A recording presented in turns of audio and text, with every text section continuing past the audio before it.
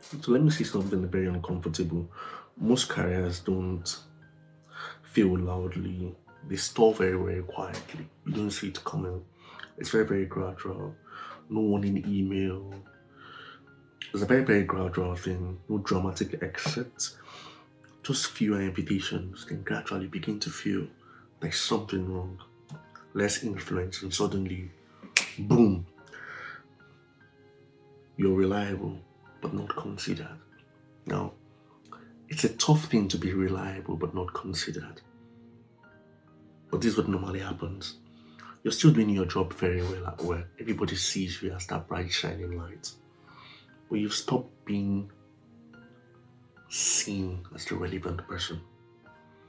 You keep wondering what happened. You don't speak up early as anymore.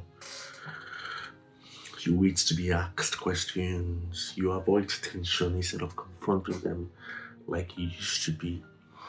You're no longer as curious because within curiosity happens mainly to curiosity is a sign that you're more involved. You avoid tension instead of confronting it. You assume good work would speak for itself. It doesn't. Good work has never spoken for itself. Whoever told us that in the past lied to us. It starts to speak for itself when you've made a case for it. But to always hide on that good word speaks for itself. It's a fallacy. It's a half truth on a new world that keeps changing. Now, this is what normally you should be doing.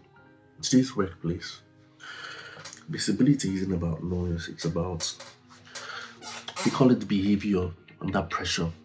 You must be able to understand what happens. See, if you watch the AFCON final and you saw what Sadio Mane did to the Senegalese team, was it right for the referee to be wrong? Yes. Or was it right for someone to step in and show leadership? 10 over 10. That's what you should be doing. You should be a Sadio Mane under pressure. And that's a lesson all of us would finally embrace at the end of the AFCON 2025 Nations Cup.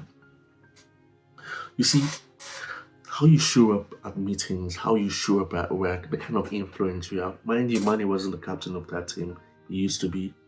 So you don't need to be the captain of your own team. But there are some things you do that strikes you as the guy we should talk to. Emotions aside, you should stop letting your emotions lead you, even when it sounds and looks right. It's hard, but you have to work on it. There's some skills that get you hired, but behavior would always keep you in the conversation. Skills will get you hired.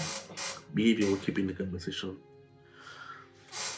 In the new workplace, we need guys whose behavior will speak very loudly than every skills they've acquired. Because at the end of the day, we understand things will change at work.